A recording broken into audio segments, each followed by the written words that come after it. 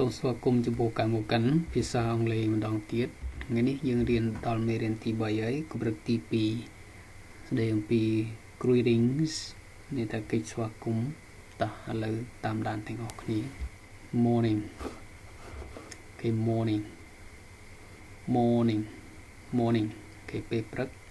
បើយើងចង់និយាយថាអរុនសួស្ដីគឺភាសាអង់គ្លេសថា good morning okay good morning យើងអានសំឡេងនេះក៏បានដែរ good morning មួយទៀតគឺនិយាយពីថ្ងៃរសៀលណាអូខេរសៀលថ្ងៃត្រង់ទៅថ្ងៃរសៀលគេប្រើ afternoon គេគឺថាទីវាសួស្ដីអញ្ចឹងទៅទីវាសួស្ដីគឺចាប់ពីម៉ោង12ទៅរហូតដល់ម៉ោង3អញ្ចឹងណាម៉ោង3ម៉ោង4អញ្ចឹងទៅចូលម៉ោង5តែម៉ោង5ល្ងាចនឹងផ្សេងសាយន្តដូចជា good afternoon អូខេ good afternoon ណាទីវាសួស្ដី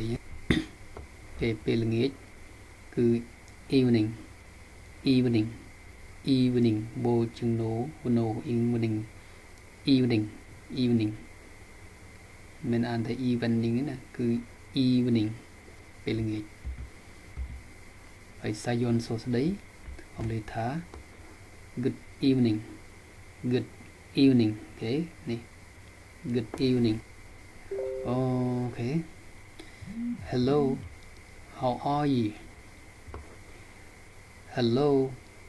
how are you ប្រែថាសួស្ដីតើអ្នកសុខសប្បាយចិត្តទេសួស្ដីលោក John អង់គ្លេសថា hello John អរុនសួស្ដីកញ្ញាវាង good morning Miss Wang អូខេនេះ good morning Miss Wang អូខេអរុនសួស្ដីកញ្ញាវាងទៀត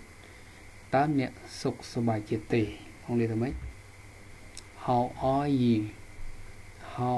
are you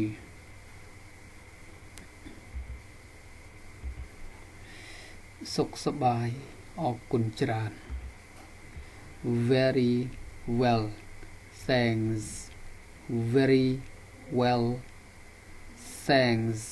okay very well thanks សុខសប្បាយជាទីអរគុណគេមួយទៀតដូចជាជំរាបសួរអង់គ្លេសថា how do you do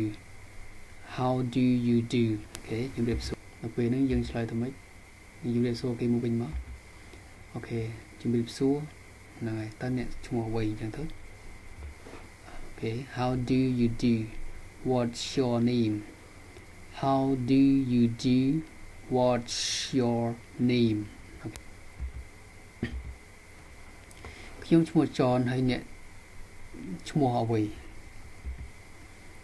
My name is John and what's your name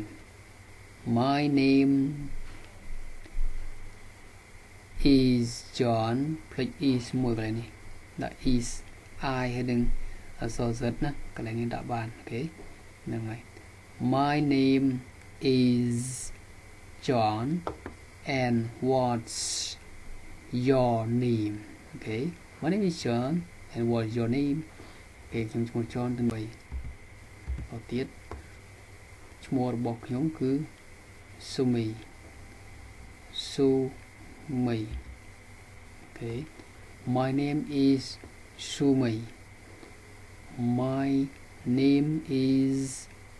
ស៊ូមី អូខេអញ្ចឹងមេរៀនទី3កម្រិតទី2 level 2ណាអូខេបានចប់ហើយ Thank you សូមជួយចុច Subscribe ដើម្បីទទួលបានវីដេអូនៅមេរៀនថ្មីបន្តទៀតនិងសម្រាប់អ្នកសិក្សាភាសាអង់គ្លេសដំបូងក៏ដូចជាចង់បានមូលដ្ឋានគ្រឹះ រឹងមាំណាគឺយើងចាប់ផ្ដើមពីជំហានដំបូងទៅពីងាយទៅស្រួល